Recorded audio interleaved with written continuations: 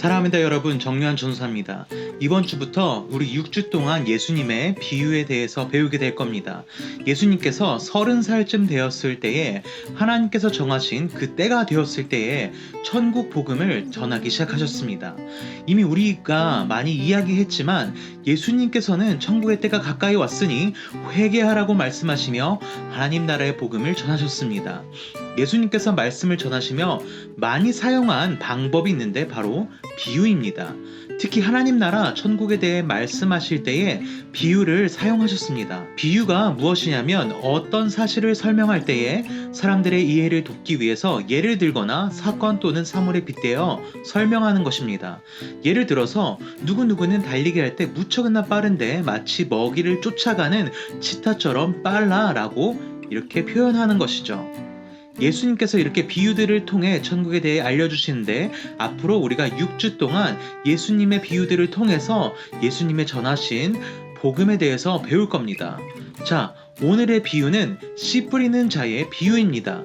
마음의 상태 확인이라는 제목으로 마태복음 13장 18절에서 23절 말씀 함께 보도록 하겠습니다. 마태복음 13장 18절에서 23절 말씀 함께 보도록 하겠습니다. 우리 성경책을 펴서 함께 읽도록 하겠습니다. 자, 읽습니다. 시작.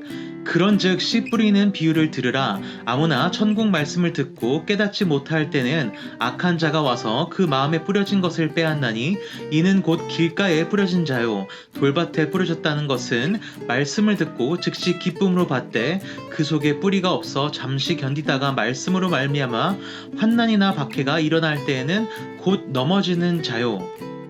가시떨기에 뿌려졌다는 것은 말씀을 들으나 세상의 염려와 재물의 유혹에 말씀이 막혀 결심하지 못하는 자요. 좋은 땅에 뿌려졌다는 것은 말씀을 듣고 깨닫는 자니 결실하여 어떤 것은 100배, 어떤 것은 60배, 어떤 것은 30배가 되느니라 하시더라. 아멘. 자, 우리 여기에서는 세 가지를 눈여겨보아야 합니다.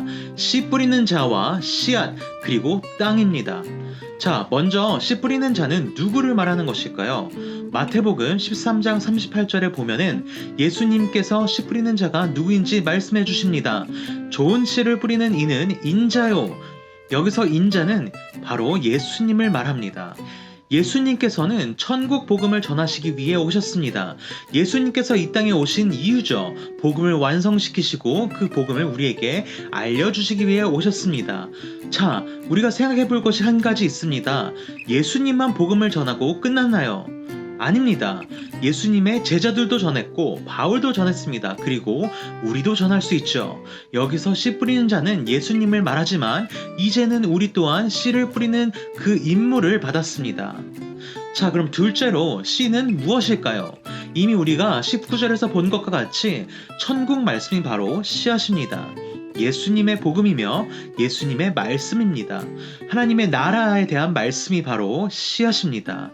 자, 그럼 마지막으로 세 번째로 땅에 대해서 배워보겠습니다. 예수님께서는 특별히 네 종류의 땅에 대해서 얘기했는데 우리가 이 땅이 과연 무엇인지 한번 배워보겠습니다. 여기서 땅은 바로 우리를 뜻합니다. 이 네 종류의 땅을 살펴봄으로써 예수님의 제자의 모습이 어떠해야 되는지를 우리가 알 수 있는데요. 우리 첫 번째 땅부터 함께 보도록 합시다. 첫 번째 땅은 길가의 땅입니다. 길가와도 같은 마음을 가진 사람이라는 것이죠. 길가에는 사람들, 동물들이 다니면서 땅이 단단해집니다. 그런데 그 위에 씨가 떨어지면은 땅이 너무 단단해져서 그곳에 자리를 잡고 뿌리를 내릴 수가 없게 됩니다. 싹도 나지 못하고 열매도 맺지 못하게 되죠. 씨만 덩그러니 길가에 있다가 결국 새가 와서 다 먹어버리고 맙니다. 자, 좀 더 설명을 해볼까요?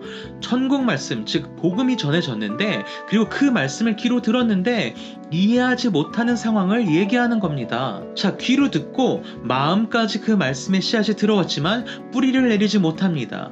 왜냐하면은 19절에 보니까 악한 자, 즉 사탄이 마음 깊숙이 들어가지 못한 말씀을 뽑아 먹는다고 말합니다. 자, 여러 가지 방법을 사용하겠죠. 말씀을 듣는 도중에 졸게 하던지, 의심하게 하던지, 아니면 다른 것에 신경 쓰게 한다던지 말이에요. 자, 길가와도 같은 마음은 씨앗이 땅을 뚫지 못하고 결국 새가 씨앗을 물고 날아가듯이 마음이 길가처럼 단단해져서 천국 말씀의 씨앗이 튕겨져 나오는 것이 바로 첫 번째 땅의 모습입니다. 천국 말씀을 들었지만 그것들이 바로 튕겨져 나오는 것이죠. 자, 두 번째는 돌밭 같은 마음을 가진 사람입니다. 돌밭에 떨어진 씨는 돌 위에 쌓여있던 얕은 흙 위에 자리를 잡고 뿌리를 살짝 내립니다. 그런데 돌 때문에 막혀서 땅 깊숙한 곳까지 뿌리를 내려서 수분을 빨아들이지 못합니다. 그래서 결국에는 뜨거운 태양에 말라서 죽고 맙니다. 이 사람들은 말씀을 듣고 기쁨으로 받습니다. 하지만 이해하지 못하고 깨닫지 못하는 사람이라고 성경은 말합니다. 마치 기적을 행하시던 예수님을 따라서 다니던 사람들이 예수님께서 로마 군인들에게 잡혀가실 때에 다 도망가서 돌아오지 않았던 것처럼 결국에는 포기하게 되는 것이죠. 이 사람들은 땅속의 돌을 만나기 전까지는 아주 열정적입니다. 마치 교회에 처음 왔을 때에 친절한 사람들을 만나고 교회 선생님들이 나에게 너무나 잘해주니까 교회에 열심히 오게 됩니다. 하지만 상황이 바뀌게 되는 것이죠. 이러한 것들이 사라지고 조금이라도 나에게 어려운 일이 생기면은 교회를 떠나는 그런 사람들을 말합니다. 또 이런 경우도 있습니다. 처음에는 예수님 만나니까 너무나 좋았던 거예요. 아, 예수님 만나니까 교회에 오니까 너무 행복해요.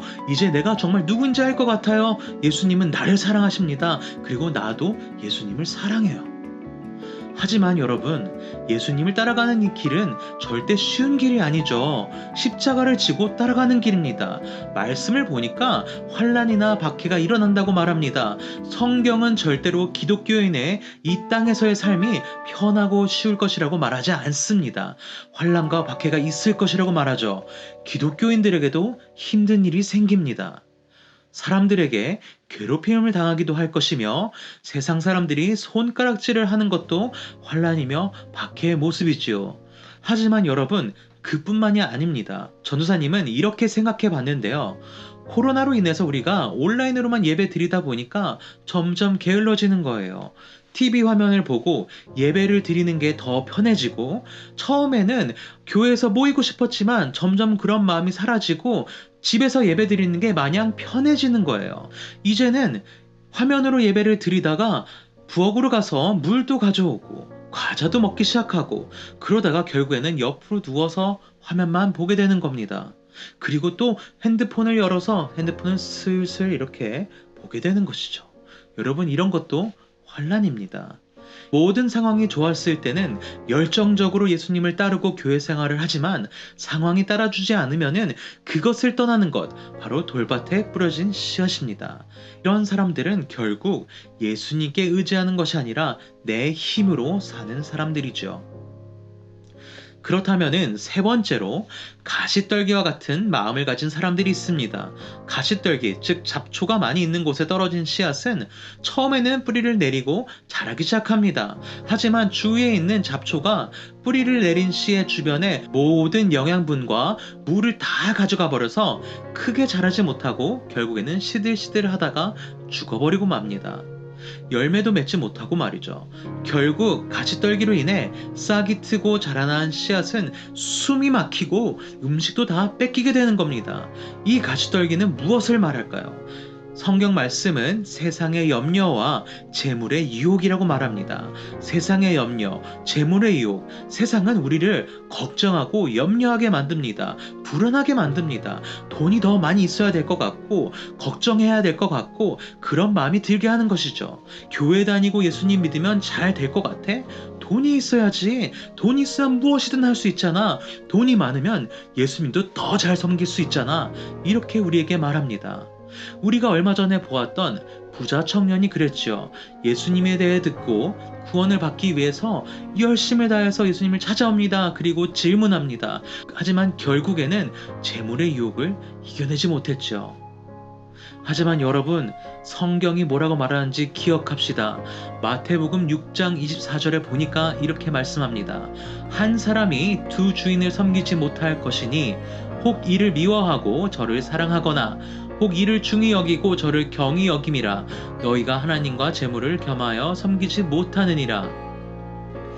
또 31절에 이렇게 말합니다. 그러므로 염려하여 이르기를 무엇을 먹을까 무엇을 마실까 무엇을 입을까 하지 말라. 이는 다 이방인들이 구하는 것이라. 너희 하늘 아버지께서 이 모든 것이 너희에게 있어야 할 줄을 아시느니라. 그런즉 너희는 먼저 그의 나라와 그의 의를 구하라. 그리하면 이 모든 것을 너희에게 더하시리라. 아멘.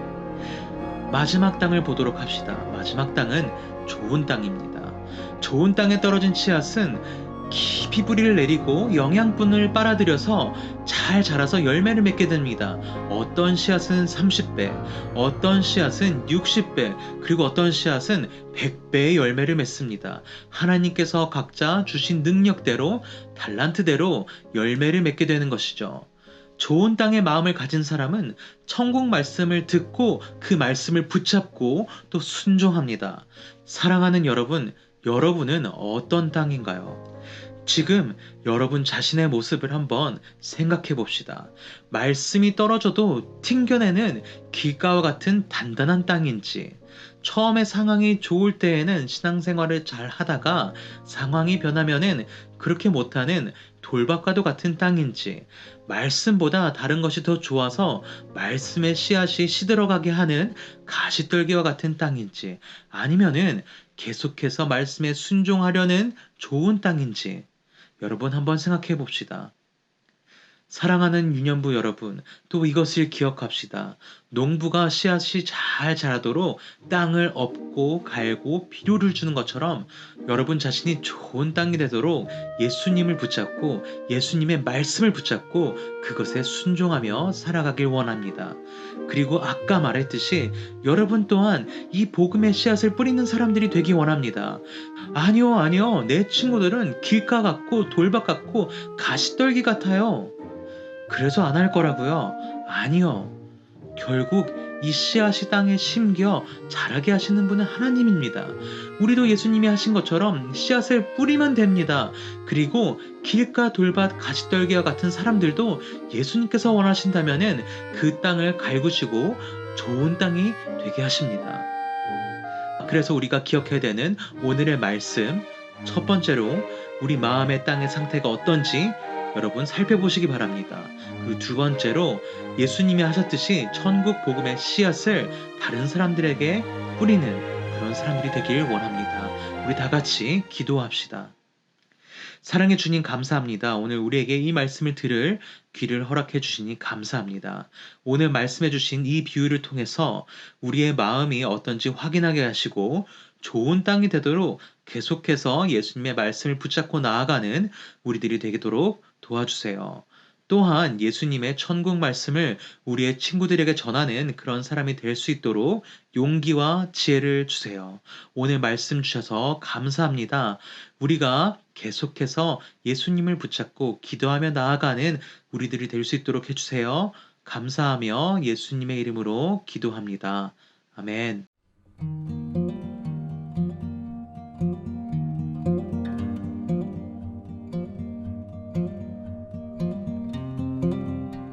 광고를 몇 가지 하도록 하겠습니다. 우리 공과책을 받지 못한 친구들이 있을 텐데 그런 친구들은 다음 주에도 계속해서 사무실에서 받을 수 있습니다. 새로 시작하는 공과책이 없는 친구들은 밴드에 들어가면은 전사님이 여러분이 공과를 할 수 있도록 준비해 놓았습니다. 그러니까 꼭 이 말씀 영상이 끝나고 나서 그냥 끄지 말고 공과를 할 수 있도록 밴드에 들어가서 확인을 해주면 될 것 같습니다. 그리고 여러분 계속해서 코로나가 빨리 끝나서 우리가 함께 모여 예배 드릴 수 있도록 계속해서 기도해 주었으면 좋겠습니다. 그럼 우리 다음 시간에 만나도록 하겠습니다.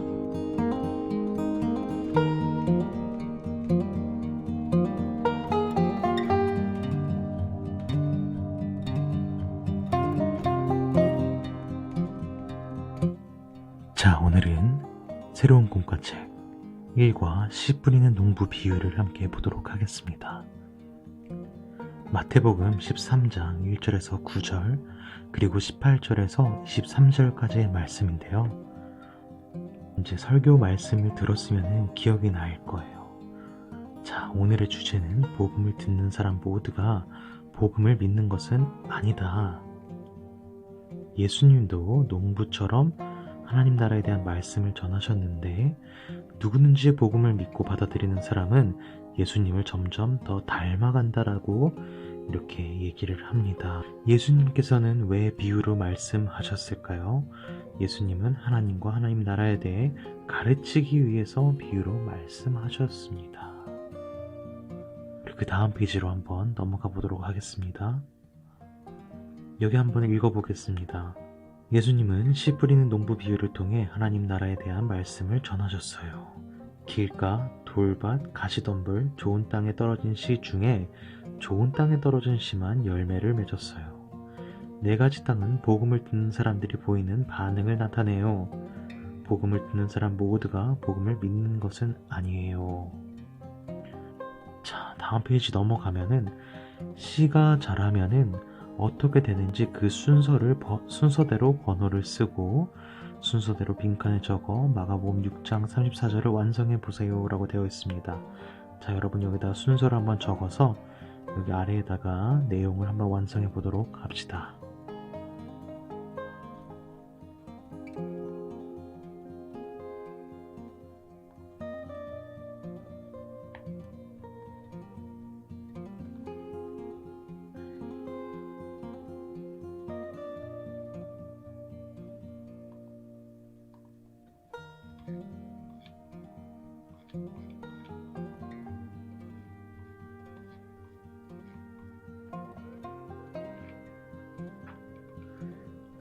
자, 우리 다 함께 답을 맞춰보도록 하겠습니다. 첫 번째는 예수께서 나오사 큰 무리를 보시고 그 목자 없는 양 같음으로 인하여 불쌍히 여기사 이에 여러 가지로 가르치시더라.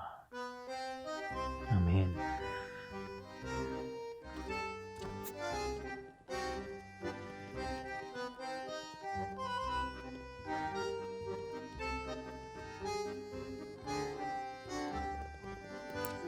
자, 그 다음 페이지 함께 보도록 합시다.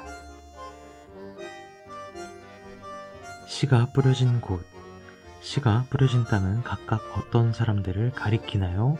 알맞은 땅과 말씀을 연결해 보세요. 그리고 그림 속에 숨은 글자를 찾아 아래 문장을 완성해 보세요. 자, 우리 여기 4가지 땅과 아래의 아래에 나온 말씀들을 함께 연결해서 문장을 한번 완성해 보도록 하겠습니다.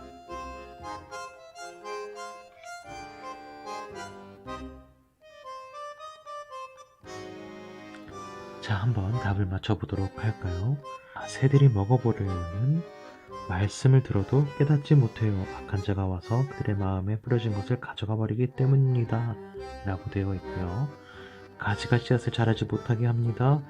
세상 걱정이 너무 많거나 돈을 너무 사랑해서 말씀이 자라지 못합니다. 뿌리가 없어 햇볕에 타버려요. 말씀을 기쁘게 받아들이지만 어려움이 닥치면 쉽게 포기합니다. 좋은 열매를 맺어요. 말씀이 그들의 삶 속에서 자라고 100배, 60배, 30배 열매를 맺습니다. 자, 그래서 여기 숨어져 있는 글자 나, 하, 나, 라 이렇게 5글자죠. 자, 그래서 여기 아래 보면은 예수님은 왜 비유로 말씀하셨나요? 똑바로 예수님은 하나님과 하나님 나라에 대해 가르치기 위한 비유로 말씀하셨어요. 다음 페이지. 자, 복음을 전하고 싶은 사람이 있나요? 누구에게 복음을 전하고 싶은지 그림이나 글로 표현해 보세요 라고 되어 있습니다. 자, 여러분이 복음을 전하고 싶은 친구나 가족 또는 다른 사람이 있다면은 그 사람에게 복음을 전하는 모습을 그려도 될 것 같고요. 그 친구의 모습을 그려도 되고요. 아니면은 글로 표현해도 될 것 같습니다. 누구누구 이렇게 복음을 전해야 합니다. 그래서 글로 쓴다면 여기다가 내가 전하려는 복음이 무엇인지도 적어보면 좋겠죠. 복음은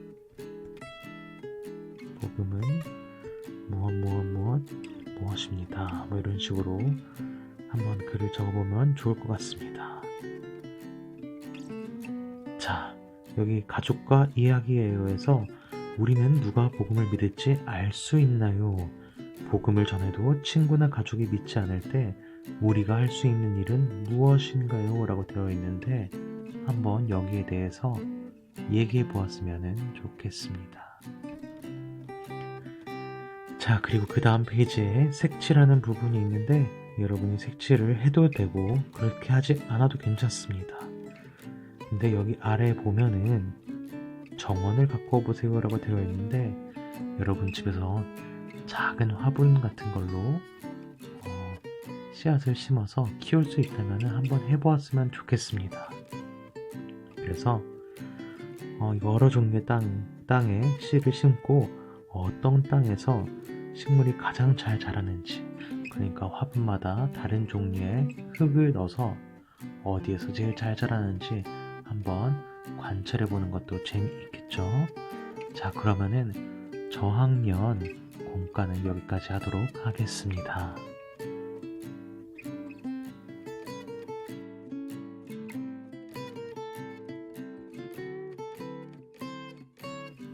안녕하세요 여러분. 우리 3, 4학년 친구들 공과를 시작하도록 하겠습니다. 1과 씨 뿌리는 농부의 비유, 마태복음 13장 11절에서 9절 그리고 18절에서 23절까지의 말씀이죠. 여기 있는 글 중에서 여기 있는 긴 이 글 중에서 여러분이 특별히 눈여겨보아야 할 곳, 기억해야 되는 곳은 바로 여기입니다. 바로 여기 전도사님이 이렇게 표시한 부분을 여러분이 한번 눈여겨서 읽어보면 좋을 것 같고요. 여기 가스펠 링크에 보니까 예수님도 이야기 속의 농부처럼 하나님 나라에 대한 말씀을 전하셨습니다. 오늘날에는 예수님을 따르는 사람들이 그 진리를 전합니다. 누구든지 복음을 믿고 받아들이는 사람은 예수님을 점점 더 닮아갑니다. 이렇게 되어 있죠. 자, 여러분은 예수님을 닮아가고 있나요? 우리가 한번 생각해 보면 좋을 것 같습니다. 우리 그 다음 페이지를 펴서 비유로 말씀하셨어요. 비유란 어떤 것을 설명하기 위해 다른 것에 빗대어 표현하는 것을 말합니다. 예수님 들려주신 비유와 그 의미를 짝지어 보세요 라고 되어 있는데, 자, 여러분이 그림과 아래에 있는 글들 그리고 그 아래에 있는 말씀을 한번 연결해 보도록 합시다.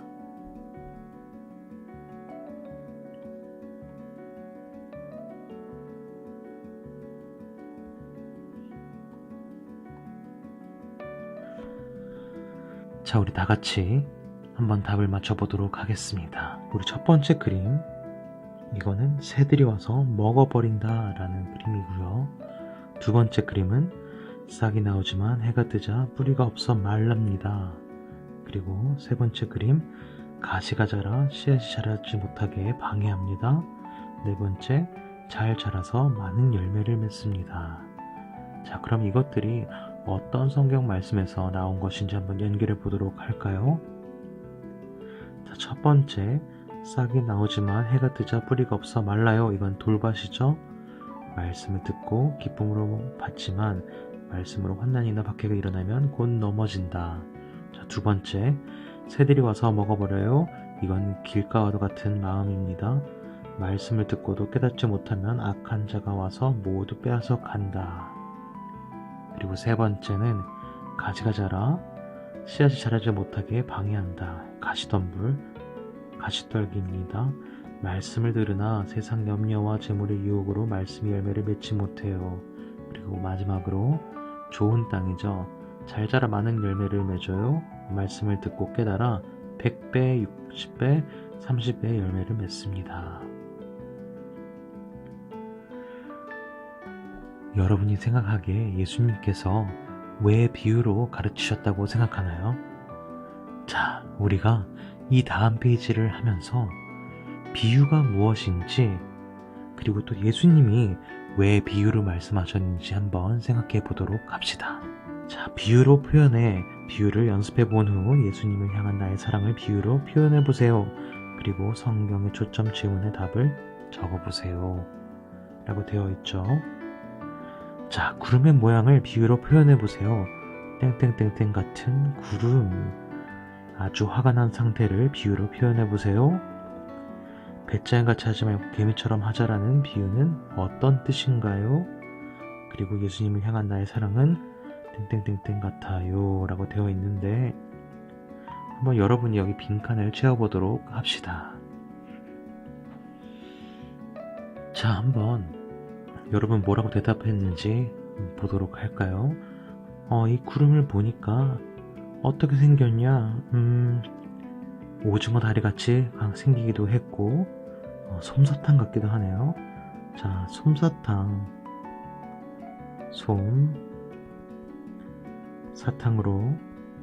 솜사탕으로 만들어진 오징어 다리. 그렇죠?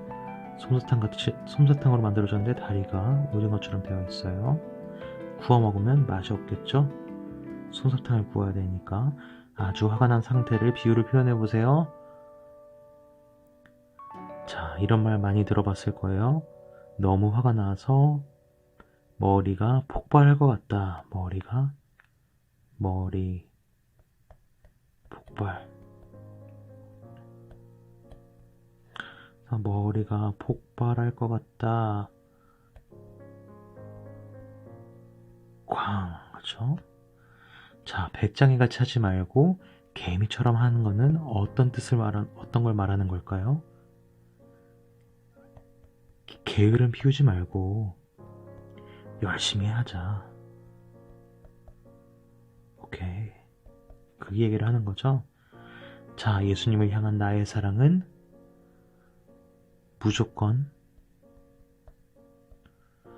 무조건이죠.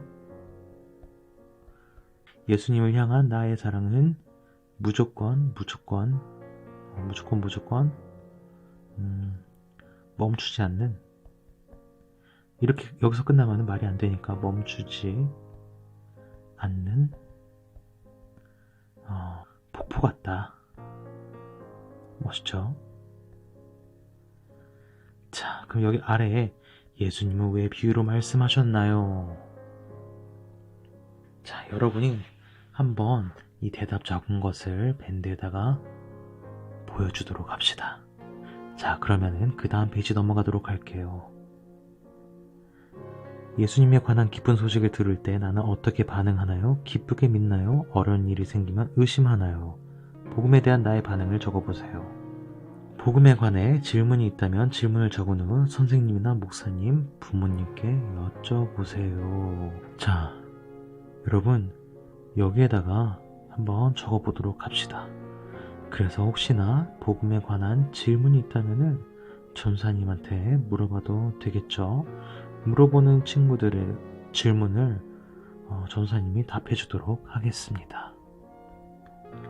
자, 그럼 우리 가족과 함께요. 아래 가보도록 합시다. 우리는 누가 복음을 믿을지 알 수 있나요? 자, 여기에 대해서 한번 대답해 보시고요. 복음을 전해도 친구나 가족이 믿지 않을 때 우리가 할 수 있는 일은 무엇인가요? 무엇인지도 한번 생각해서 적어 봅시다. 그리고 여기 말씀 읽는 것 꼭 읽어보도록 합시다. 자, 그러면 3학년, 4학년 공과 여기까지 하도록 하겠습니다. 그럼 우리 다음 시간에 만나요. 안녕.